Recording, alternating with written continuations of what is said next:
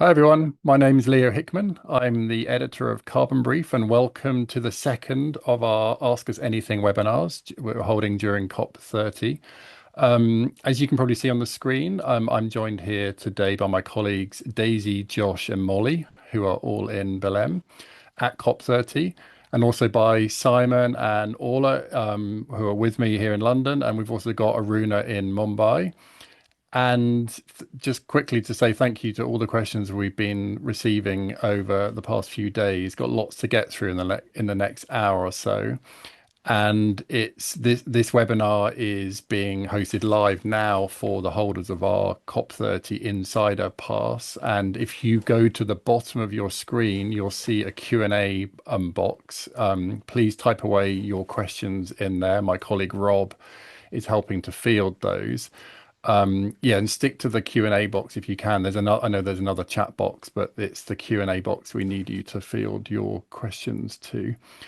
So yeah, let's begin. I just wanted to start because obviously we're halfway through COP now, and it's kind of an interesting moment to reflect on what happened in week one, but obviously looking forward to the important stuff that's going to happen over the next few days. And I think it would be nice maybe to sort of throw it to Simon first, just to sort of give us a quick overview before we dive into the questions with where the negotiations are right now. Because Simon, I think there was a quite an important 5-page note that came out overnight from the presidency. So maybe you can just give us a quick sense of where we are right at this midpoint of COP30.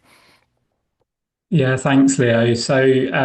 Just to try and keep this really brief, but I mean, the COP is a 2-week process. That's always the case. The first week is the kind of technical negotiations under what's called the subsidiary bodies, and at the end of the first week, they're supposed to hand over a series of nicely formatted, nearly agreed draft decisions, which then pass on to the COP itself to actually approve in the second week, which is when ministers turn up, and it's sort of more of a political thing. However, it never actually works like that. After the end of the first week, you normally get a bunch of stuff getting agreed, but also a huge amount of work where under the technical negotiations, they've made progress, but they haven't yet been able to reach consensus. So on Saturday, what we had was the closing plenary of the subsidiary bodies, and they gavelled through a bunch of decisions.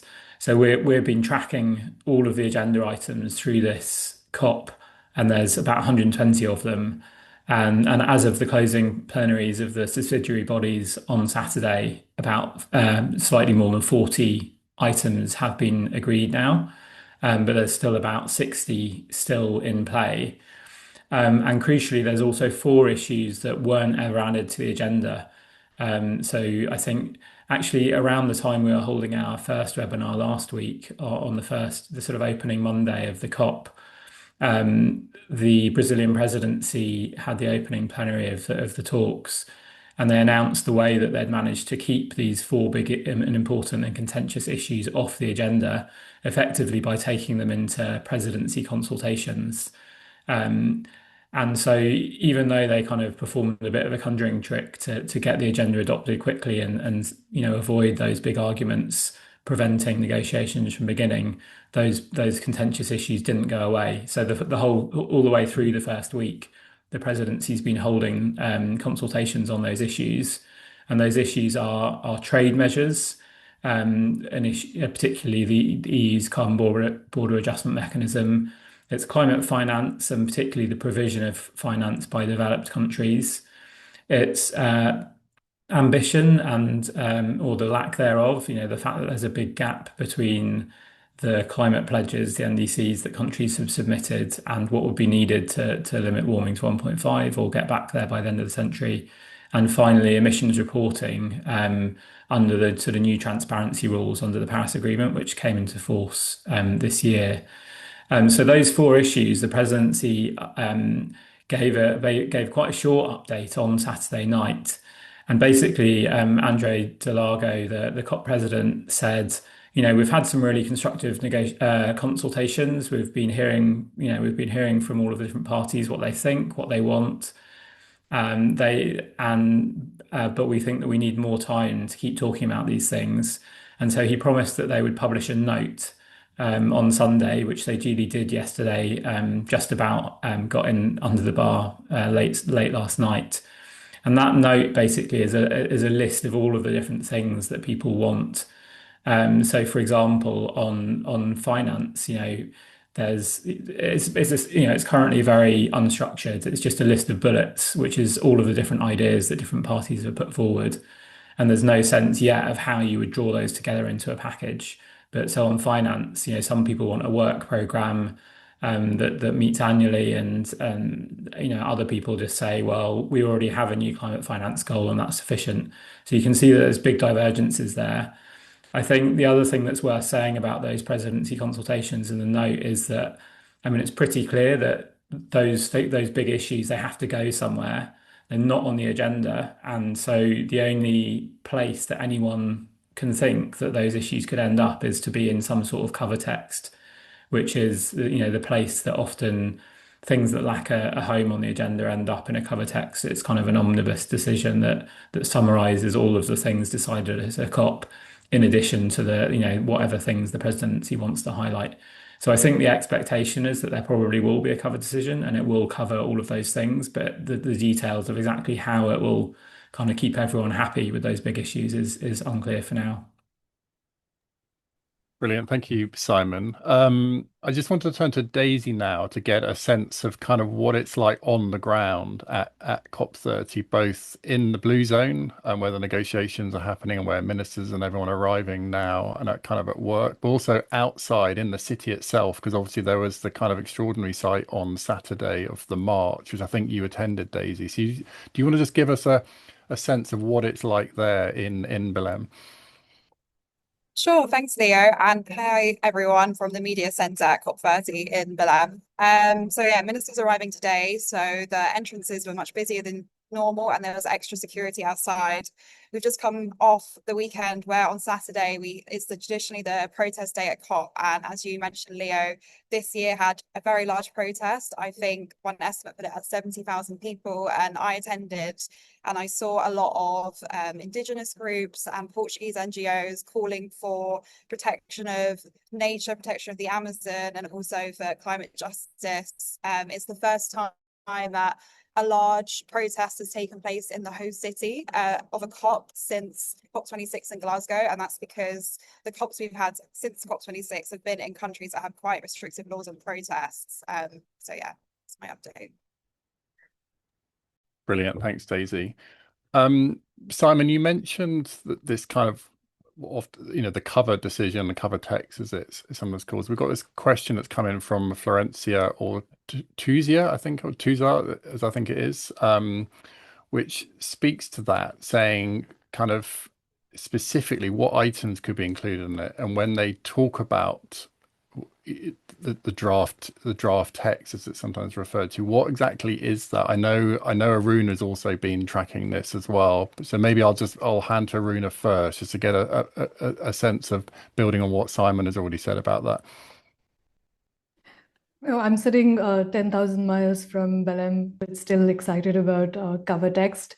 I think cover texts are interesting when it gets to that point in a negotiation. I think past COPs have, the global stock take in itself was kind of a cover text, so didn't necessarily need one. But I think it looks like from the start that whether it is deferring the agenda fights and finding homes for these sorts of big issues, I think that is both cover text is a place to sort of figure out intractable issues or give them all a place. And I think the presidency summary note gives you an idea of what kind of elements can be included in what format. For instance, issues such as trade, unilateral trade measures, which have gone into various different negotiations, could find a way. It's important to consider also the Brazilian presidency, and it's also a BRICS country. And of course, at the same time, there will be, looks like, elements for talking about NDCs for transparency and also a roadmap on fossil fuels, which I think Daisy will get to later. But yeah, Simon? Thanks, Aruna. Yeah, I mean, I guess the state of play really is that we don't know exactly how the Brazilians are going to run this. We don't even know for sure that there will be a cover text. the Brazilians have been extremely careful not to kind of prejudge things. The presidency does have, kind of a strong convening role, and in sort of an organizing role, but they don't get to call the shots. That, as everyone always says, it's a party-led process, so it's up to the countries to decide what they want to see. And so, the note put out by the presidency last night is quite carefully worded, and it says, here's a bunch of things that people have suggested. We think there's quite a lot of convergence in terms of what people want to see, but there's a whole range of different outcomes that could come out of this. So they've got a list of different options. There's like a so-called mutual decision, referring to this Portuguese word that's about collective action. I think it comes from an indigenous language, and that effectively sounds like it would just be a cover text. But they also talk about options that could be a sort of a mission-oriented action, or a global response plan, or an action plan, or a delivery plan. It's not at all clear whether those would also be cover text. And then within sort of looking beyond the format of the text, there's, as I mentioned, there's different people, there's very clearly divergences on what people would like to see. So let's say in terms of the ambition gap of 1.5 degrees, some people want to have a very firm process. So they want there to be something on the agenda every year at the COP where we talk about the ambition gap, we talk about people's NDCs, we talk about emissions reporting, and then potentially link that to some kind of effort on the energy transition, the transition away from fossil fuels. And then you can see other options listed in that note that just says we'll consider this under the next global stocktake in 2028. So that's effectively saying we don't want any new process. We just want to stick with the architecture of the Paris Agreement as it is. So it's quite hard at this stage to judge what a cover text would look like, or if there even is going to be one. And we're just going to have to wait to see as to what the presidency does with that. All right, great. Thanks, Aruna and Simon. Let's move on to a question that's actually just come in the Q&A box, which from anonymous. We don't know who's asking it, but it's a good question.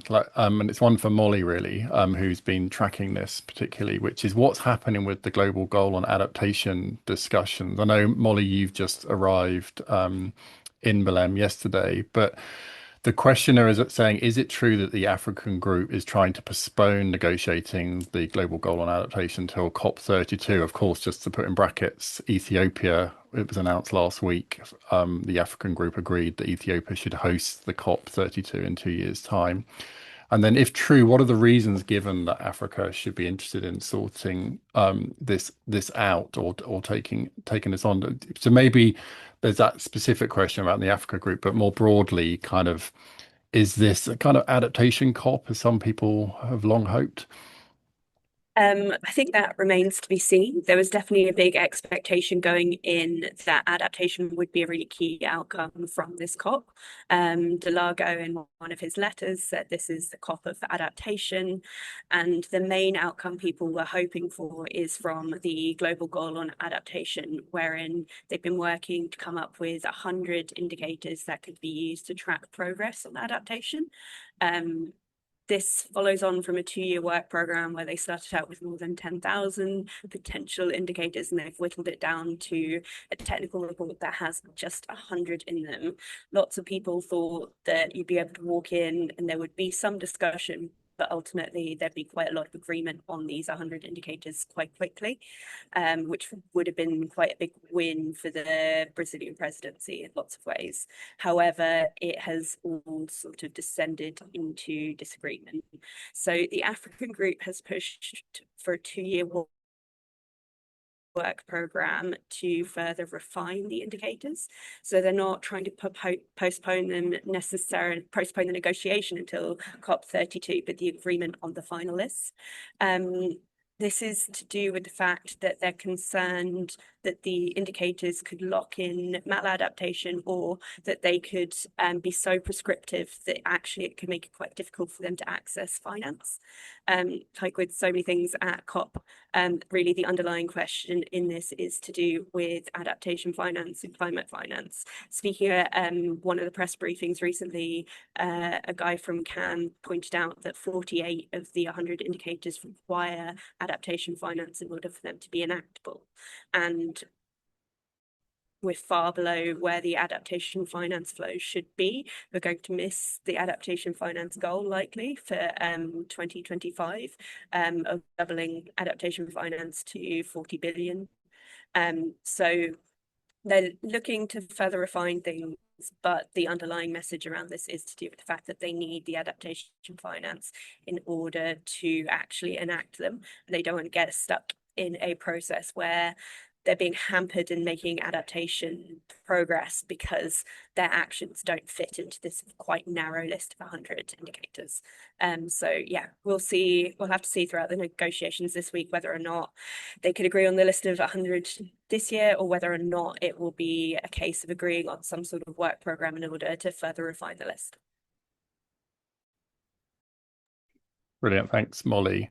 You touched on the topic of finance. I'll come back to Josh in a minute to specifically go over a question relating to finance. But there's actually a couple of questions that come in around the topic of food, which I think would be interesting to. We'll start with Orla, but Aruna might want to come in on this as well.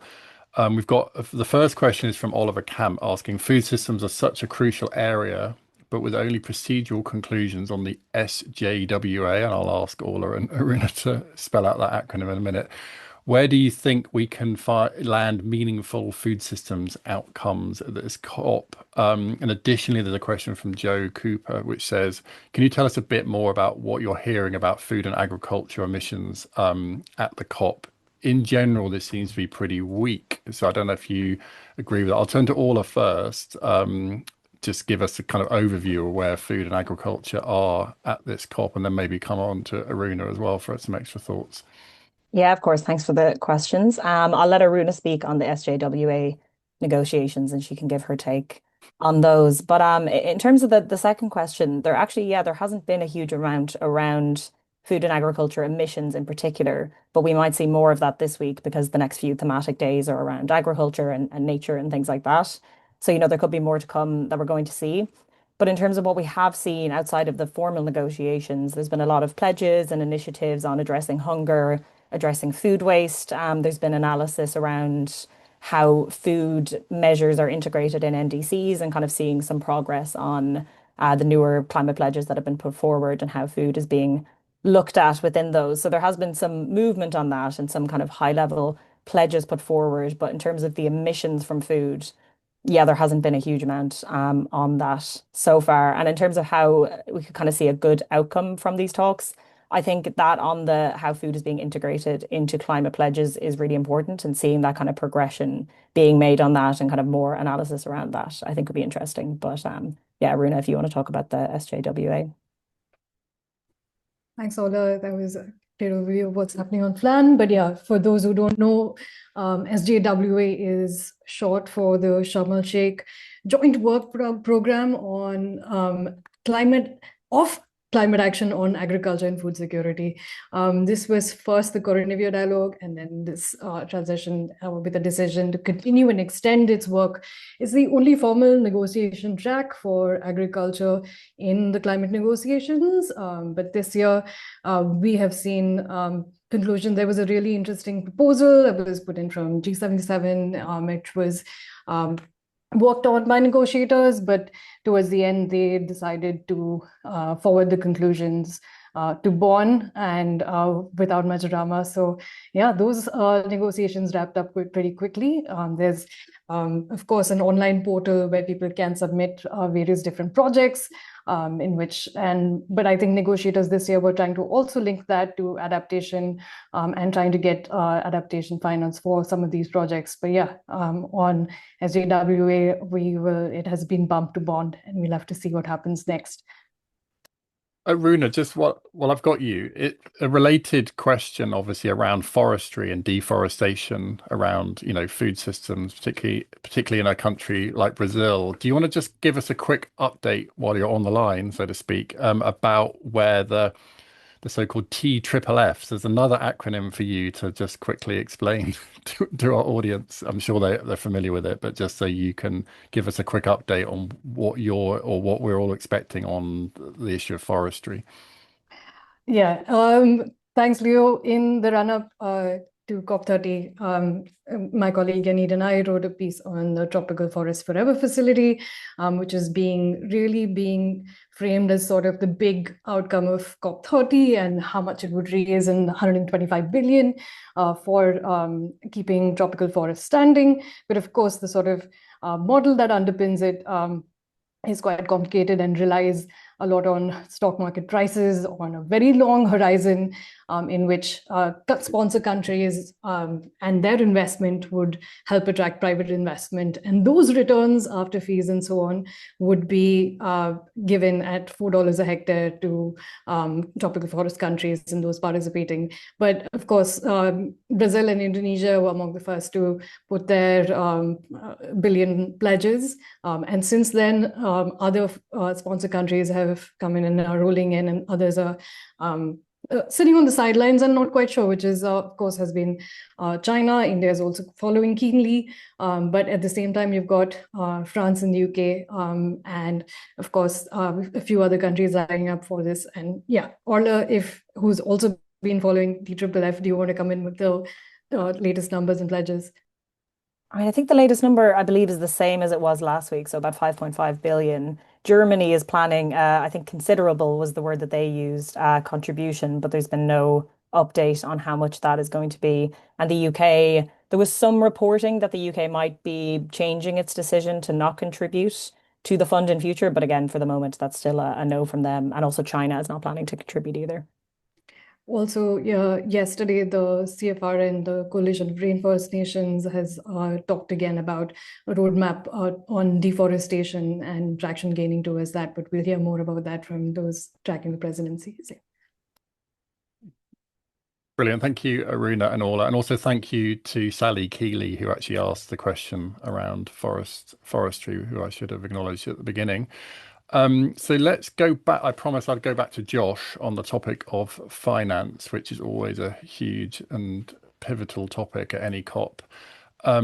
We've got a question, which is, can you just give us obviously a quick update and debrief on where the different areas of finance are, and also kind of how they interrelate, which is quite interesting. So we've heard about the Baku to Belém roadmap, the NCQG from last year, adaptation finance, etc. Maybe Josh, do you want to just, and it's a lot to go through, but do you want to just give us the sort of the top level update on where the issue of finance is right now?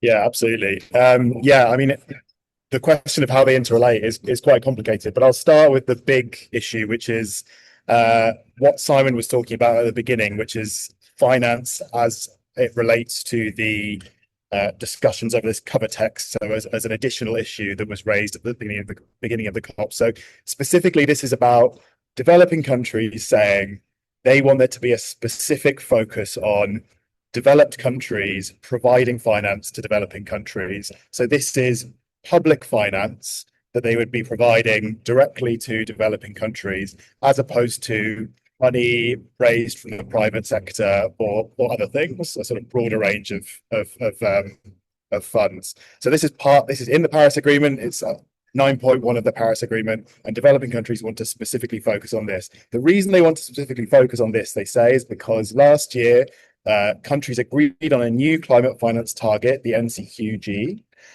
and it doesn't have, developing countries say that it doesn't have a sort of strong enough emphasis on 9.1, which is developed countries providing them with finance, which they say could mean that to achieve the target of 300 billion a year by 2035 and the broader aspirational target of 1.3 trillion, developed countries are going to rely on all these other avenues of providing finance. So basically, they're going to defer the responsibility to the private sector, maybe to big developing countries like China.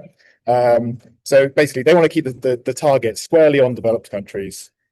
So the interesting thing here is that the countries that are pushing for this most and are specifically pushing for money to come in the form of grants from public finances, they're not really the countries that benefit the most from this kind of money. I mean, it's kind of large emerging economies, and they're not the countries that when they receive finance, it's often as loans. It's often they are more likely to receive private finance.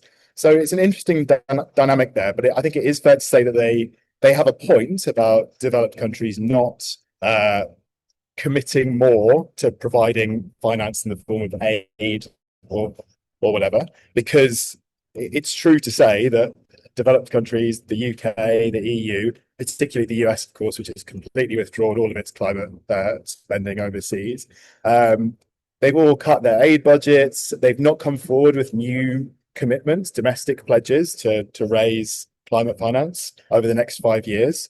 So yeah, it's a fair point in that respect. Developed countries, of course, would say that they are sort of really struggling with they're facing a lot of fiscal pressures, etc., etc. Anyway, so that's the kind of 9.1 is the central issue, and then there's also these other climate finance negotiations going on, some of which are just continuing sort of ongoing conversations. So there's the Article 2.1c, which is basically about making all the financial flows in the world consistent with climate targets. So that's been going on in the background. And also there's this thing called the Baku to Belém roadmap, which was established last year by countries as a way of as an offering to developing countries who are upset that the final target didn't reflect their need for trillions and trillions of dollars in climate finance. So they promised there'll be a roadmap to raising funding up to 1.3 trillion a year by 2035. But this isn't part of the formal negotiations. So the Brazilians and the Azerbaijani presidency from last year have launched this roadmap. There was a high-level event on it the other day, in which some parties made their opinions known. Some of them, Kenya and Colombia for ILAC, suggested that they would like this to be part of the formal negotiations. It would mean kind of having more of a focus in the negotiations about how to sort of escalate finance from the private sector, etc., up to the levels needed. But basically, there hasn't been a huge amount of appetite to include the Baku to Belém in the formal negotiations, so it's sort of unclear that's going to pan out.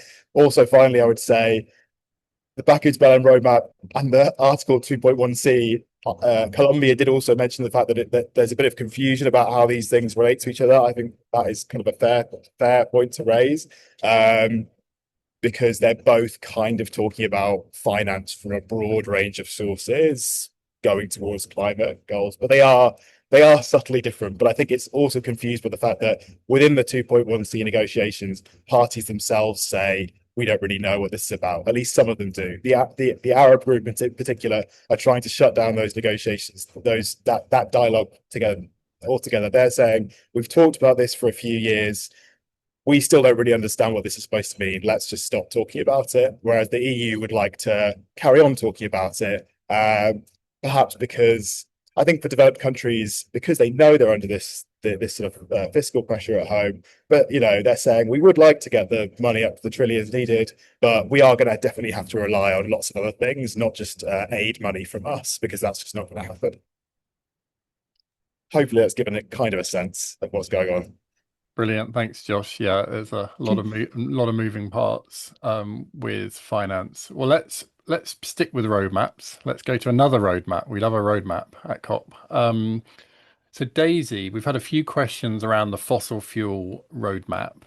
We've got a question from Olav who says, what could a transition away from fossil fuels roadmap look like, and what is that process? Christopher W seconded that question and said, getting into the nitty-gritty a bit more, like how can a roadmap for fossil fuels set milestone targets for shifting finance and building carbon-free energy infrastructure And also, what is it? How does this all sit within the wider context about the amount of fossil fuel lobbyists that are at COP or always at COP? And then Leo Mayer says, yeah, what about the state of the affairs under consultation to the roadmap?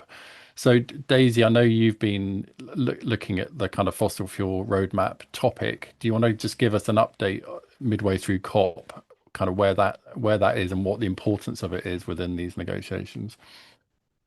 Sure, thanks, Leo. So this all started ahead of COP when the Brazilian President Lula called for a roadmap, spoke about a need for a roadmap, and it has since attracted a lot of support from other countries. Carbon Brief actually has made a spreadsheet.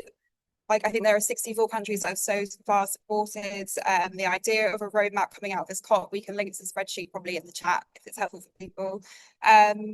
It's important to say that there's been a bit of uncertainty about whether this roadmap would sit in the formal negotiations or be something that's sort of decided outside of negotiations. I think a lot of people close to the process have suggested it could be something that's decided outside of the negotiations. I went to a UK briefing on Saturday, and the UK climate envoy Rachel Kite mentioned that there was a lot of talk about this being outside the negotiations, and this may potentially speed up delivery. We still don't know too much about what the roadmap might contain and what kind of commitments countries might be agreeing to. It's still very, loose on details, I would say. There's also separately an effort from Colombia, which has been a country that has pledged to phase out fossil fuels. There's a separate effort from Colombia to get countries to sign a declaration about moving away from fossil fuels, and we may see something on that being announced formally tomorrow. Simon, I don't know if you have anything else that you'd like to add on the roadmap. Yeah, I mean, I guess it's just worth saying that, I mean, you kind of mentioned this already, Daisy, but this isn't something that's formally on the agenda.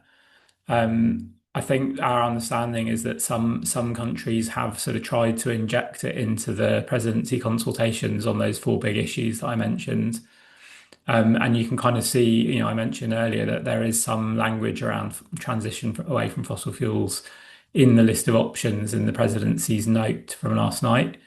But I think even though there's a significant number of supporting countries, and I've just put the spreadsheet with a list of those countries into the chat, I think there's sort of a sense that it's unlikely to end up in the formal roadmap. I think it's also, I was just thinking it's probably worth very quickly saying we had this Baku to Belém roadmap about climate finance that Josh and Molly covered before the summit, which was something that came out of the Baku talks last year. And it sort of maybe just gives a little bit of a flavour of what a roadmap might look like and what it might not look like. I mean, basically, it's probably not going to have timelines where that says everyone has to do this by this date. So, for example, in the Baku to Belém roadmap, it just says, there's a lot of language about this actor or this set of governments or this set of multilateral climate funds could do this thing, or maybe these lot could request some other stuff. So I think it's got a long list of ideas that could contribute to raising climate finance, and I would expect the fossil fuel roadmap to be similar, kind of aspirational. We think these things would be a good idea in the context of transitioning away from fossil fuels, but pretty unlikely to be, all developed countries agree to phase out unabated coal by 2030. Thanks, Daisy and Simon. Thanks you to the questions. We've got a few questions that have come in. I'll try and blend it together because there's quite a few angles to it, but from Tom Renault, from Pranjal Matter, and from Daniel Ospina. There's probably others as well that I haven't spotted, all asking about Article 6 and carbon markets and kind of where this COP is with that issue. And yeah, maybe I'll ask Aruna to sort of go into the subject first to give a kind of a hopefully an overview of where the wider, and it's a big topic obviously, but Article 6, where we are with this issue at midway through COP30. So I'll start with Aruna, and maybe Simon might want to come in as well. Oh no, but yeah, I'm pleased to be one of a bunch of Article 6 nerds and trying to keep up with what's going on in the negotiations, particularly decisions around Article 6.4. We've been seeing two different versions of draft text have emerged, and an earlier version of this alludes to various nature-based forms of removals, and also to sort of factor in market forecasts and the impacts that they may have on standard setting. So we've seen that in one of the earlier forms of the text, which was there, and in a more recent version, it's not as explicit. There's also calls for its own UN subsidiary body or a sort of watchdog body to be more transparent and to minimize its time in closed door sessions, and to make explicit the sort of how it has come about in putting together methodologies to hold carbon markets up to scrutiny. But yeah, this is evolved into a slightly better version, which we're seeing in front of us. But also negotiations on this are supposed to conclude soon, and there is still a lot of disagreement. But yeah, Simon, do you want to come in? Yeah, so I mean, I think it's worth saying that in theory, under Article 6.2, which is the sort of successor to the Clean Development Mechanism and International Carbon Market run, under the auspices of the UN, they're supposed to have finalised the rules on that last year. And likewise, Article 6.2, which is about bilateral trading between countries. And so in theory, the negotiators in Article 6 were meant to have a light load this year, but there are still a few issues. Aruna's mentioned some of them that have been popping up.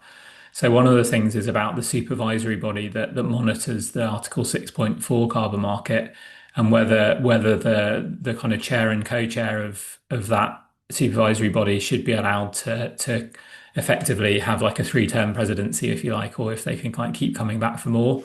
There's a bit of an argument around the sort of lack of technical expertise. This is, as Aruna said, we're among the sort of Article 6 nerds, but even we have to go to even bigger nerds to try and get our heads around it. And so you can understand that, countries might say, well, no one really understands this except the person that's already the chair. But then other people say this is setting a bad precedent. We shouldn't just have the same people kind of rotating constantly as chairs of that body. Another issue that's coming up is around a sort of a standard that was set by the supervisory body on how to deal with emissions removals, and particularly around things like trees and soils, because obviously by their very nature, those nature-based solutions, so-called, are not permanent. Whereas in order to have a kind of truly permanent carbon removal, you either need to make sure you're monitoring the removal for a long time to make sure that it doesn't burn down or something, or you need to do it through an engineered removal. And there's a bit of disquiet from some people that want nature-based solutions to be part of Article 6.4 and feel that they could be excluded by those rules. And then one final thing is about the Clean Development Mechanism that I mentioned at the beginning, where effectively when they negotiated Article 6.4, I think it was back in Glasgow, they agreed that a small number of projects under the Clean Development Mechanism would be allowed to transition into this new Paris Agreement crediting mechanism. And that, those projects, they're kind of seen as hot air. It might be like a wind farm, let's say, that was built in China or Brazil, let's say. That wind farm's already been built. So how can you sell a carbon credit and say that buying the carbon credit is creating additional carbon reductions? Anyway, they allowed some of those projects to transition, and there's an effort at this COP to see the sort of deadline for registering transitioning projects to be extended. We've been looking a little bit at what sort of numbers might be involved, and it's hundreds of millions of tons of carbon dioxide, in terms of what many people might consider to be hot air credits. Brilliant. Thanks, Aruna and Simon. Moving on now to, I think I'll put this one to Molly. So we've got a question from Marta Stencil and also from Dave Ray, both asking about the just transition kind of mechanism or the wider topic of just transition at this COP. Marta is saying, keen to hear your insights on the progress and negotiations around the just transition mechanism.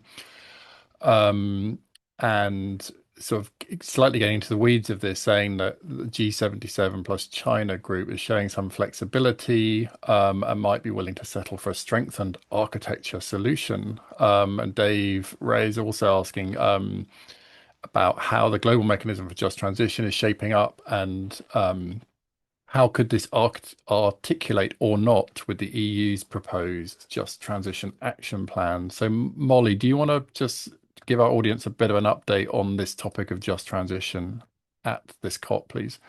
Yeah, sure. So the mechanism that both of the questions refer to are forming one of the crucial discussion points within the Just Transition Work Programme. In the Just Transition Work Programme, we've also got unilateral trade measures, which are making decisions difficult. And then there's been a win in terms of what civil society have been asking for with the first inclusion of critical minerals within the latest set of informal notes that we've had out of that. But then the big topic within it really is the potential for the development of an action mechanism. So this would fit with part of COP30 being the COP of implementation, as various people called for it to be. And it would be moving beyond having the Just Transition Work Programme as a bit of a talk shop and a space for sharing best practice around the world, and particularly for developed countries for talking about how to transition their fossil fuel sectors in a way that is fair and just for the communities that it will most significantly impact. So the idea of an action mechanism would bring a lot of that learning and a lot of the shared information that has happened with it into a place where people could access it, where they could find out what sources of funding are available for just transition, could find out other situations where people have transitioned and it has been successful and it has been just, and sort of bring in something that is actionable and a mechanism to sort of drive that forward. This has been a call from civil society for a while, and over the last year in particular, they put forward the pitch for the Belém Action Mechanism, or BAM. So lots of the protests and stuff around the venue were seeing big signs that say BAM in sort of old-fashioned superhero font, which is quite good fun. And as acronyms go, definitely one of the catchier ones.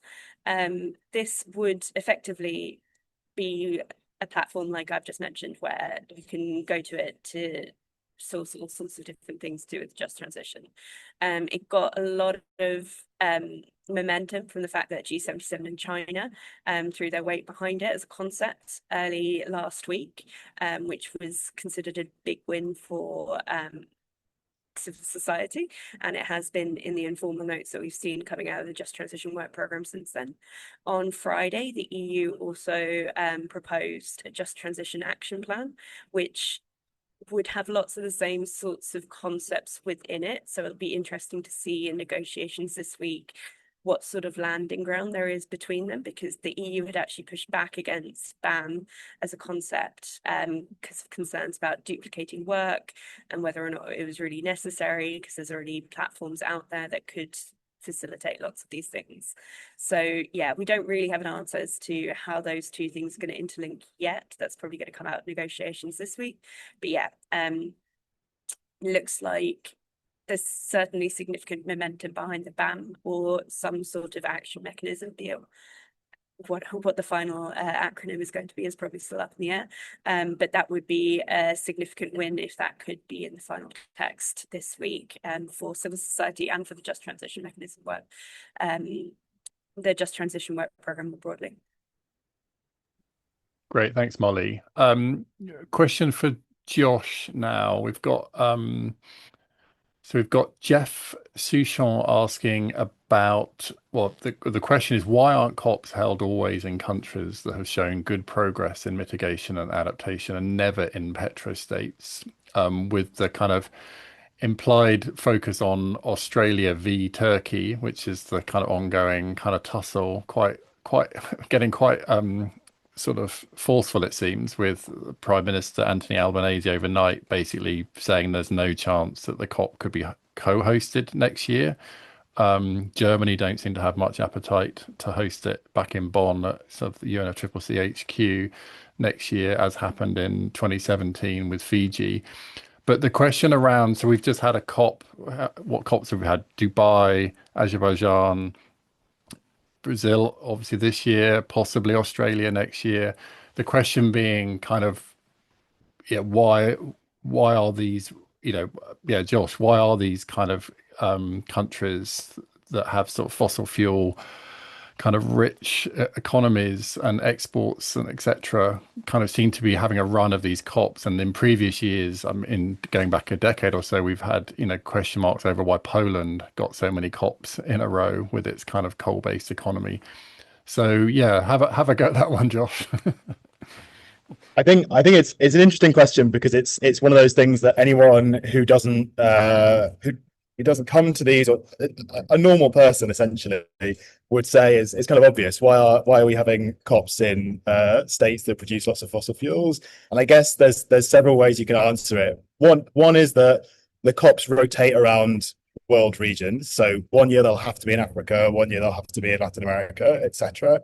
So already you sort of limit the pool from which you choose. The second thing is, you mentioned Australia in the question as being an obvious country not to host a COP in because it exports fossil fuels. I mean, I'm sure there's many people that would argue that the Australian government is doing wonderful things on climate, building lots of renewables, etc. Maybe even framing Australia as a climate champion. And that sort of gets at the problem here is that everyone has different opinions. The parties in particular, the governments, the countries have very different opinions about who is doing well in climate action. There's while some of us in Europe might think that our countries are climate leaders because of their domestically cutting emissions, I'm sure there's a lot of developing countries that would say, well, actually, you're not providing enough climate finance, and perhaps you're exporting fossil fuels you produce, like somewhere like Norway, overseas. So what I'm trying to get at here really is that, in a process that relies on consensus between lots of different countries, it's not as obvious, I think, as it might appear, to who are the people who are the countries that should definitely be allowed COPs and who definitely shouldn't be. It's not as obvious a question. And finally, I would say, when you think about the countries that actually want to host COPs, I mean, it's a big endeavor. It's a big expense. It's a big hassle. It brings a lot of scrutiny to your country. A lot of countries just aren't interested in hosting COPs. Often the ones that are the ones that perhaps want to improve their PR on the world stage. There's all sorts of reasons why a country would want to hold a COP, but often it means that the ones that are kind of perhaps the most obvious climate leaders just don't even put their names forward, I think. So yeah, there's lots of ways you can look at it, but I guess the ultimate answer is it's not as easy a distinction of who are the climate champions and who are the climate laggards, even if it might seem that way to you or I. Josh, while I've got you on the line, there's a related question from Sonia Shah, which is around, we often hear reporting around this issue of how many fossil fuel lobbyists are out at COPs. You're on the ground along with Daisy and Molly. Honestly, do you see evidence of that? Is it all done behind closed doors? Is it? I give us your sense of whether these so-called fossil fuel lobbyists that we hear about are having a direct and kind of what kind of impact, presuming they are having impact, but why would you send lots of people to a COP to lobby on fossil fuels behalf? But what kind of impact are they having?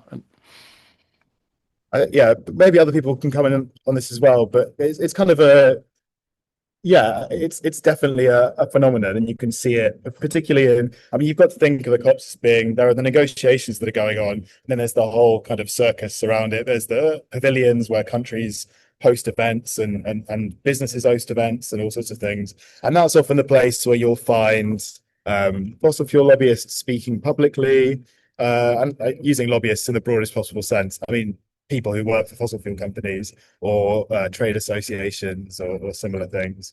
and they're definitely there, and obviously they're having conversations and greasing palms of world leaders, and you know, presumably holding meetings with each other as well. But in terms of the impact they have on the actual negotiations, I mean, that's harder to say. It's not kind of a direct, it's definitely not a directly apparent thing.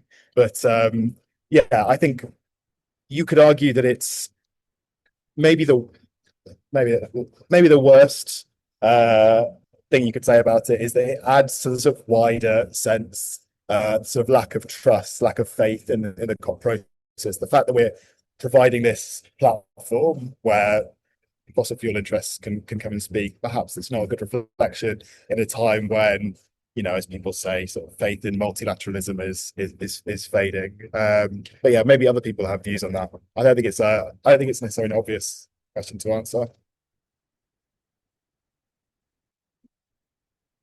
I think there's a nice question actually, it's from Anna Ford, which is around the issue of sort of cities and built environment and how they feature at COPs. I mean, obviously the IPCC, the Intergovernmental Panel on Climate Change, is preparing a special report, I think, for a couple of years' time on this topic of cities.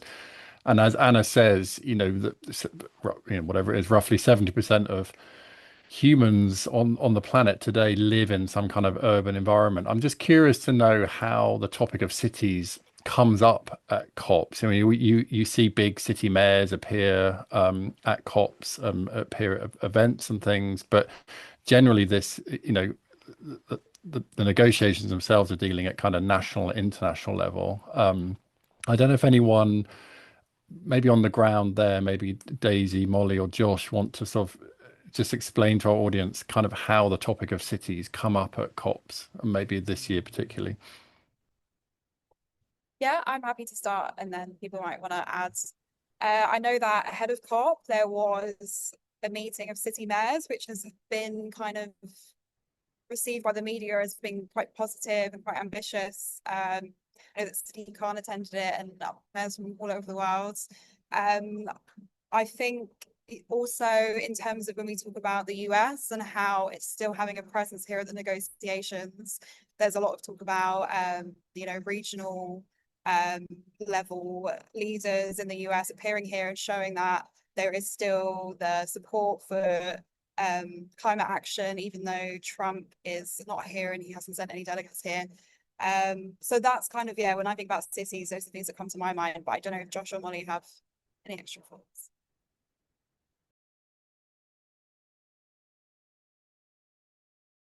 No? Okay.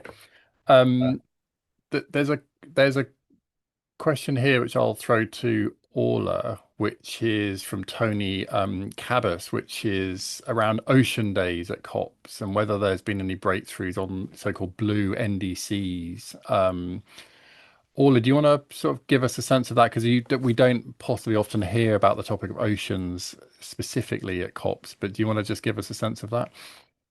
Yeah, so again, we'll be having more ocean news in the next few days as it lines up with the thematic days at the COP. But your question on the Blue NDC challenge, that's referring to this initiative that Brazil and France announced earlier this year, that's basically encouraging countries to include more ocean measures in their NDCs, in their climate pledges.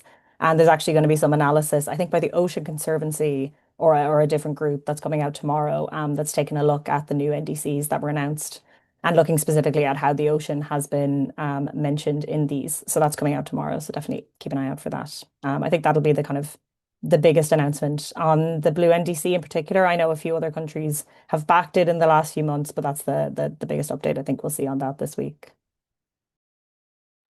Thank you, Orla. And kind of sticking to a similar-ish topic, kind of the natural world anyway, there's a question here from Stan Alcorn, which I guess Daisy or possibly Aruna or even Orla could jump in on, which is at side events and informal conversations, have your reporters seen any discussion of biodiversity credits? Stan is interested in any colour or details on the ground around this topic. Maybe Daisy, you're on the ground. So have you seen any discussions or evidence of talk or moves on biodiversity credits? So I have been to some side events on biodiversity. I haven't seen credits particularly discussed. I do think we saw that more at the last biodiversity COP. I remember there was some representatives from carbon offsetting companies appearing at side events there. Aruna or Orla, do you want to add to that? Yeah, there's also several initiatives. I think there's the International Advisory Panel on Biodiversity Credits that's launching an initiative to bring governments together to help develop nature markets, and that's one definitely to watch closer. And of course, we've seen some governments, we're waiting for a few more announcements on new credit markets. Amazonian states are mulling doing their own regional mechanism on biodiversity credits. So we have seen that expand alongside initiatives on a coalition on carbon markets. And you can read a lot more on tracking those announcements in our summary piece when that's written. But yeah, we're seeing a similar push on both fronts. Yeah. Thanks both. Maybe this question for Simon, perhaps. There's a question from Daniel Schultz on the topic of climate clubs. And I guess it speaks a little bit to the kind of wider question of COP reform, which I know is sort of being discussed at COP30. And we, at Carbon Brief, we did a big kind of article on this topic back in the summer, where we asked a lot of different kind of COP veterans and COP experts to sort of give us their views on ways in which the whole COP process could be evolved and reformed over the coming years. But Daniel's question is around climate clubs, which we sort of heard about before, and whether that might be helpful. The kind of coalition of the willing kind of argument is that, you know, the countries that want to can kind of do sort of promote and champion their climate action, and have sort of different tracks of climate action, I guess, around the planet, which I guess is sort of happening to some degree. And Daniel's question is, are there any meetings specifically on this at COP30? But yeah, Simon, maybe you can speak to this question around some of these kind of ways in which the COP process or international climate action could evolve over the coming years. Yeah, I mean, so this sort of comes up every year to an extent, and some of the questions we've already answered around fossil fuel lobbyists, fossil fuel, kind of petrostate hosts, and so on, kind of speak to deep questions about the structure and operation of the whole UN regime. I mean, honestly, the idea of COP, the topic of COP reform was on the agenda formally at this COP for the first time. It was titled Arrangements for Intergovernmental Meetings, which is a bit cryptic, but they've wrapped up already and they've agreed some conclusions that are really not very substantive. They're going to carry on talking next year. There's this sort of wide, the reason that it's coming up particularly around this COP is that we've had 10 years since Paris. Almost all of the architecture of the Paris regime has kind of been agreed and put in place, whether that's like Article 6 rules or the transparency regime or, the new global goal adaptation, and, all of the pieces are kind of being put into place. And so there's this sense that we need to move beyond negotiation and towards implementation. So obviously, people talk about climate clubs quite often. There was this carbon markets coalition launched in Brazil. But I think the idea that they're suddenly going to join together their carbon markets and have a kind of a much bigger global, intergovernmental system, I think is probably quite unlikely. They're just going to sort of cooperate on standards and so on. And then there's this sort of wider question of how do you turn this into an implementation COP, so-called? How do you capture all of the many initiatives, of which that's just one of hundreds that take place around the COP? I know Josh has been trying to get his head around it, but it's something that the Brazilian presidency is trying to do, to turn that action agenda into something more substantive and firm. Okay, thanks, Simon. We're pretty much out of time. There's just a nice question right at the end from Luc Chavanier, where Luke is asking kind of when people look back on this COP in Belém, COP30 in 5, 10 years time, what do you think they will say this was the COP where X was finally agreed or happened? I know we're only midway through the COP, but does anyone want to have a bit of a punt, a bit of a bet on what people will remember this COP for in years to come? Will it be something within negotiations, something outside of negotiations? Anyone want to take that on before we sign off?